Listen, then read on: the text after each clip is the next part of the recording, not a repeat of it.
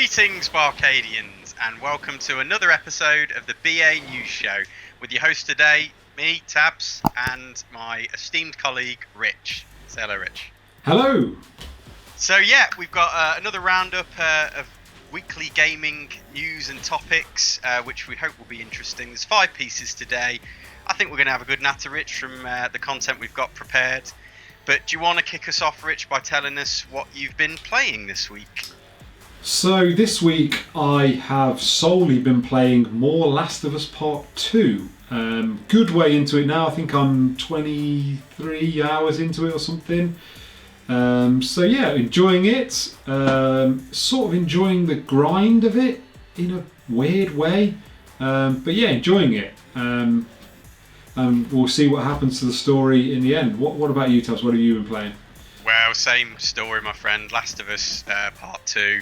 I mean, as you know, just to point the Barcadians, I have actually released a little video on the subject, which is like a review slash response slash social philosophical statement of some kind. It's a little bit intense, but yeah, I think we're looking forward to hearing your piece, your perspective on it, Rich, when you've completed the game, which doesn't sound like you're too far away on.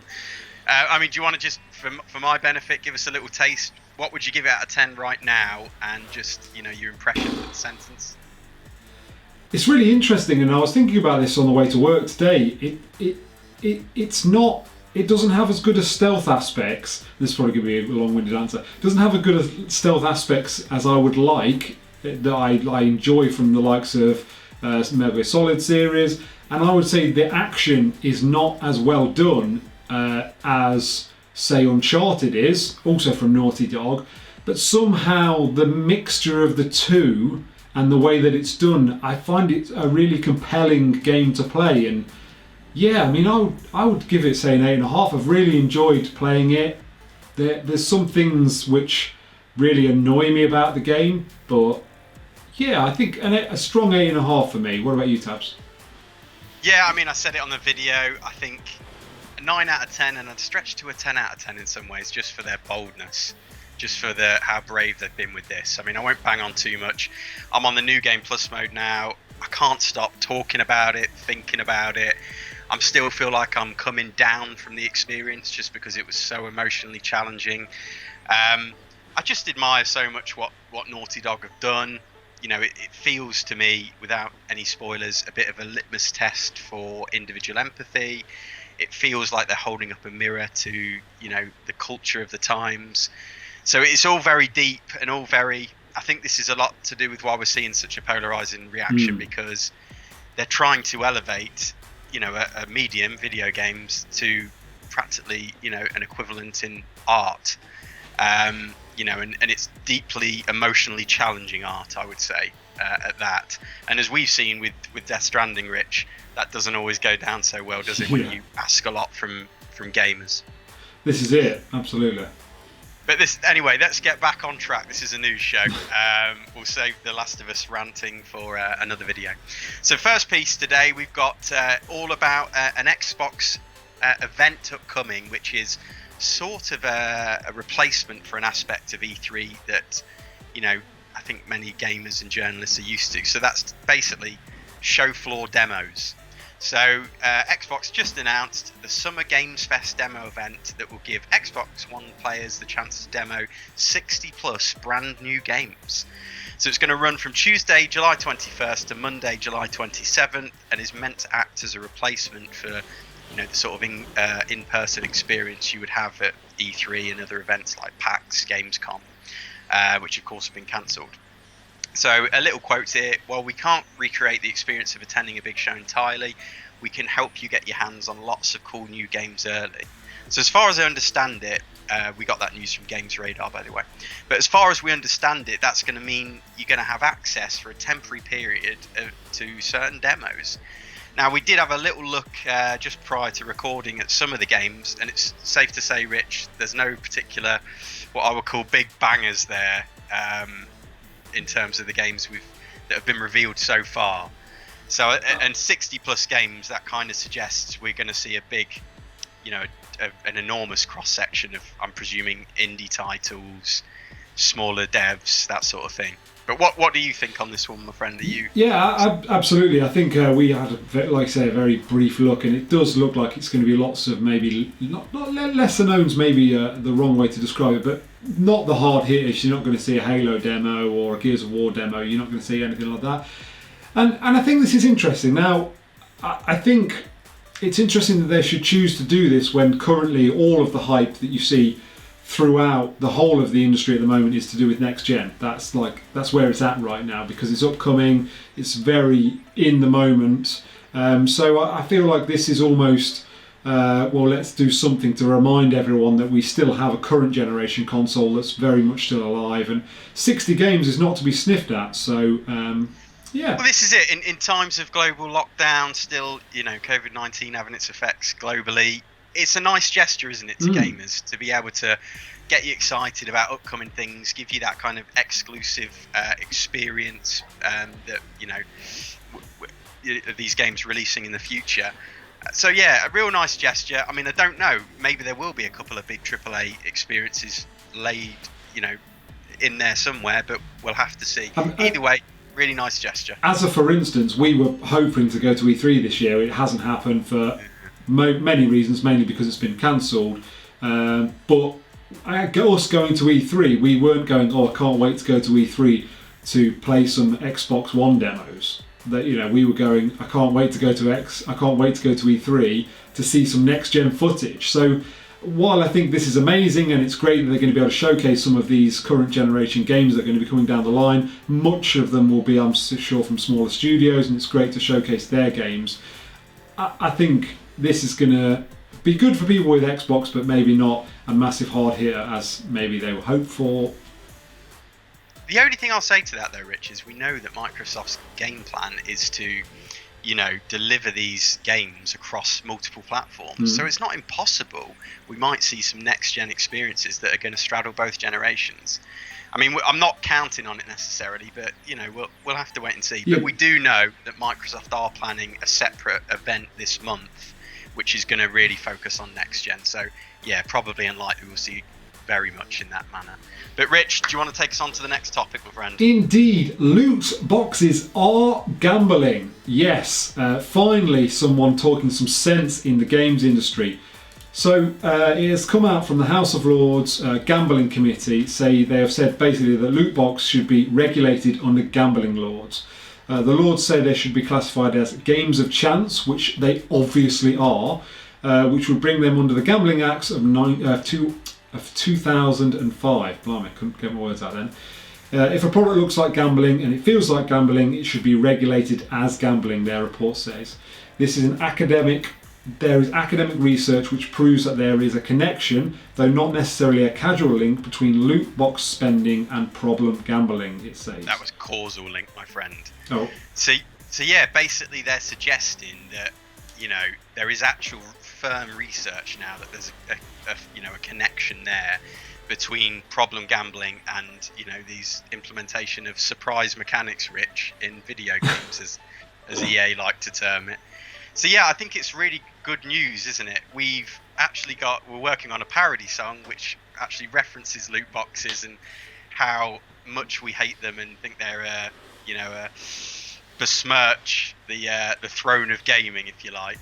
But no, I think it's great news that the UK is moving, and from the sounds of it, moving fast to put this right, kind of outlaw it. I don't quite know what the consequences will be of it. But I mean, in this country, I'm fairly certain that you can't gamble unless it's over 16 or 18. I'm not sure. I know you can play the lottery in this country when you're 16, so it might be 16, but nevertheless, that means that it won't be able to put these mechanics in games that are rated less age than that, basically. And it's interesting because it's fairly obvious that you're paying a price for something that you don't know the outcome. Now, that is the epitome of gambling. You don't know whether the outcome will be greater or less than the money you're putting into it. So I feel like this is a no-brainer that this is what's come out from this House of Lords Gambling Committee. I like that little line there, basically saying if it looks like a duck, it sounds like a duck, looks like a duck, it is a duck. Yeah, it's a no-brainer, isn't it? And even if we can't say for sure whether there is this causal link that, children playing video games now will end up being problem gamblers when they get older, I think there's enough to go on, isn't there, to normalise this from a young age as part of our culture.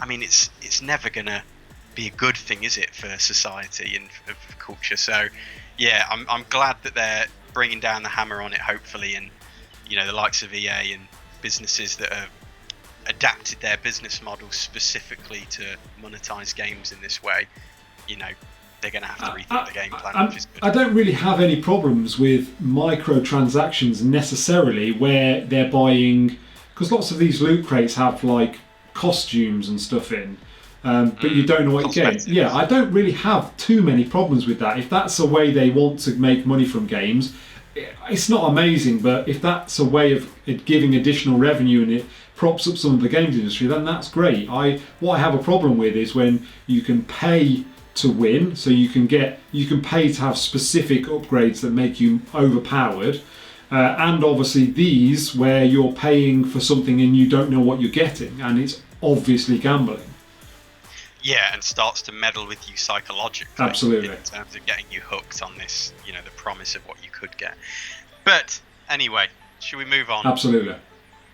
So yes, Rich, we've got some interesting stuff that you might be interested in, and your other half. So the Harry Potter game that we heard about in 2018, there was some leaked footage that came out of nowhere, has actually seemingly been confirmed. So Bloomberg have actually named two sources, unnamed sources, on the development team that have actually confirmed this, that the footage was real, and that this Harry Potter RPG is currently in development for the PS5, Xbox Series X, and it'll be releasing in late 2021. No mention of a PC release. So yeah, I mean, it sounds really interesting. We got this information from Lad Bible, who have said, based on previous rumors, it's going to be this open world RPG adventure game that recreates Hogwarts and its surrounding areas. I think I also saw that it's, you can go to the extent of actually choosing whether you're a pure blood, half blood, or is there another one, Rich? Help me out. Well, I suppose not. It'd be a muggle, wouldn't it? Yeah, so that wouldn't be very fun.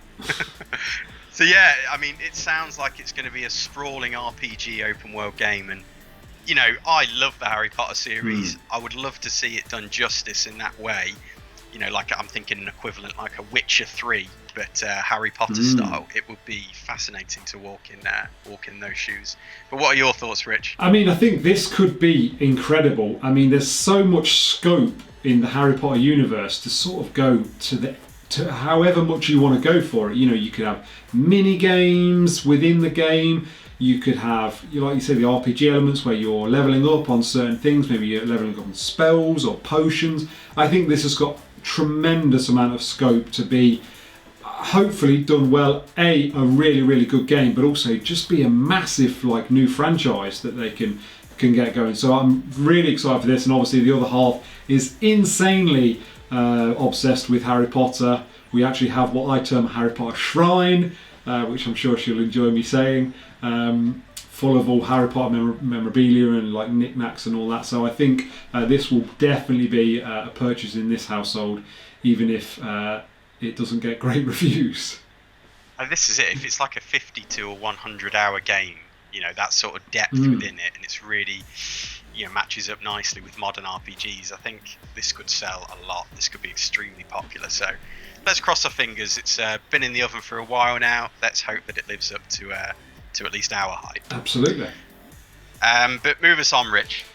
So, moving on. So, big budget Amazon game pulled back to beta. Now, this is very interesting. So, Amazon has pulled its first major game release, basically pulling it back into a testing phase after extremely poor feedback from players. So, free-to-play shooter Crucible is now being put back into a closed beta.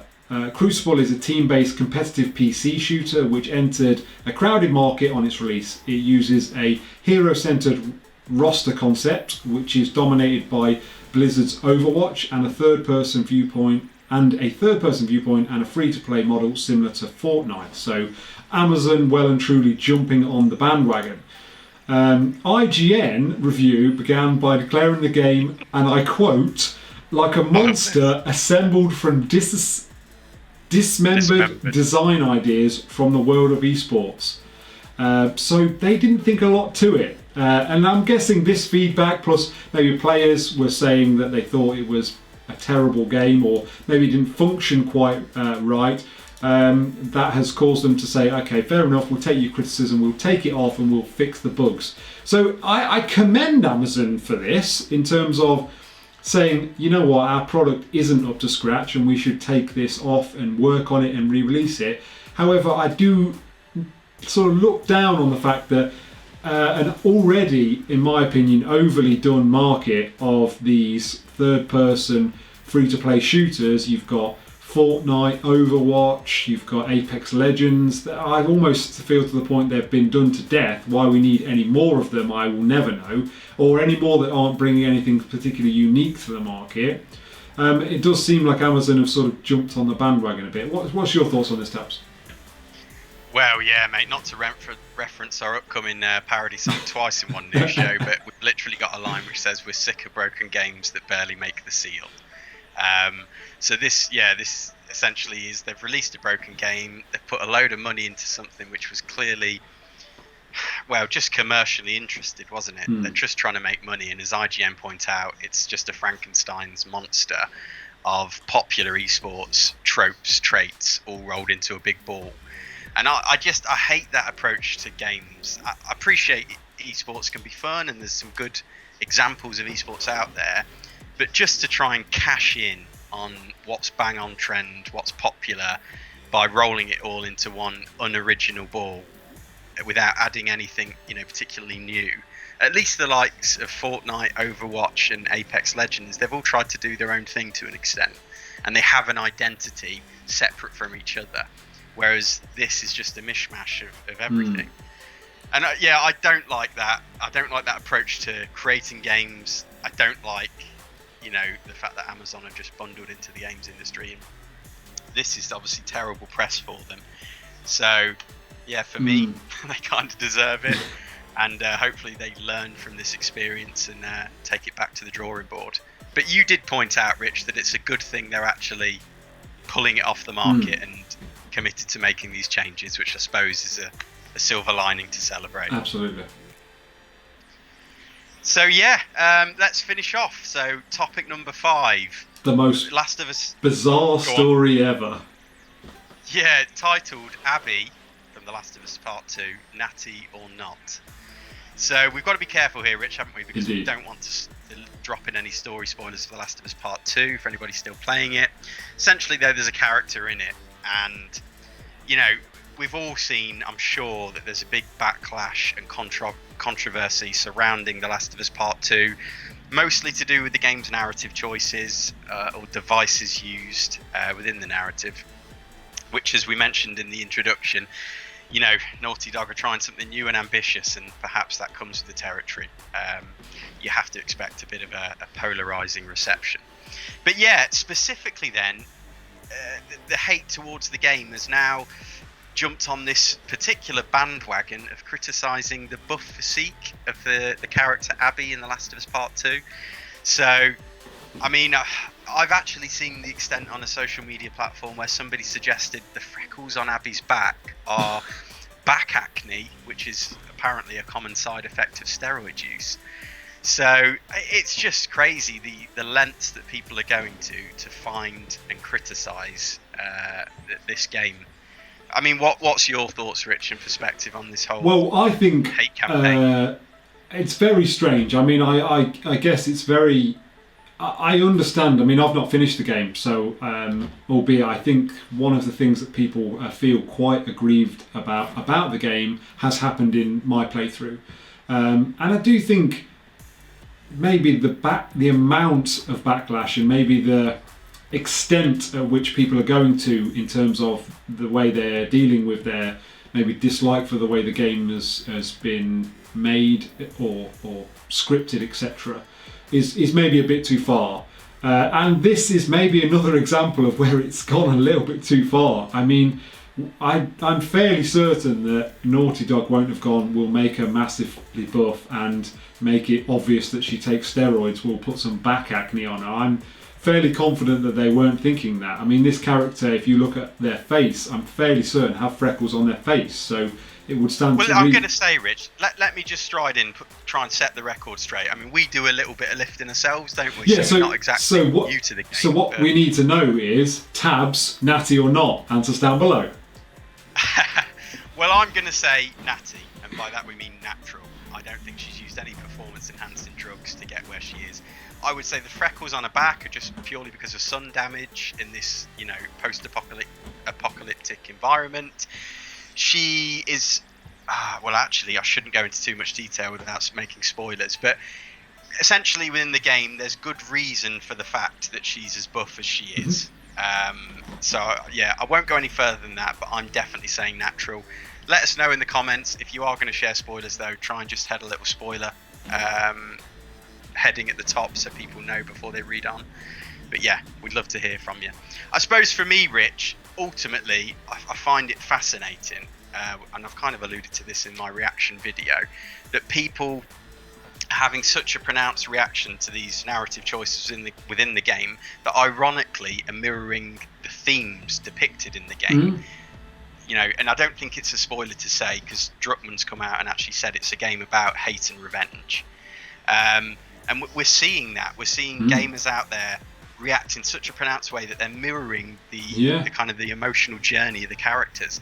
And like you said, I think it's just, we need to do better, don't we, to moderate that reaction, put it in perspective. It's a video game, it's a work of fiction, it's not life and death. And it's one thing sharing on social media, I don't like the game for this and this reason. That's one thing, that's good to share, we like to hear that, it's part of the conversation. But it's an entirely another thing to send hate-fueled messages to people who have worked on the game, to review bomb it on, Metacritic, and to just spread, that elevated sense of anger and hate about, a game that people have worked on and poured their hearts and souls into. I mean, I have to say, I think I'm all for people being passionate about a game, a film, whatever entertainment that they're looking at. I'm all for people saying, I didn't like it, I did like it. But it goes too far when an actor or an actress has to shut their social media down because of the amount of hate messages they're getting written on there, because they portrayed a character that they were literally doing a job. They didn't have any creative input into that character. They literally were paid to be an actor and to play that role. So this is where I say that it's gone too far. Just the amount of hate speech that we'd seemingly around this. This is it. I think we need to try and learn lessons from this, and it's just, as you point, Rich, gone way too far. So yeah, BArcadians, let us know again what you think to that in the comments. We'd love to hear from you. Do check out the video if you have time, my reaction kind of review piece to it, and Rich is going to have something else in the pipeline if you're interested. But I think that just about does it for today, Rich. Absolutely. Interesting show, a good kind of array of things to discuss. As ever, BArcadians, please like this video if you enjoyed it. And yeah, make sure you subscribe and ring that bell for notifications to stay in touch with Rich and I and everything we put out on Binary Arcadia. And I think that's another one for the archives. Stamped and completed.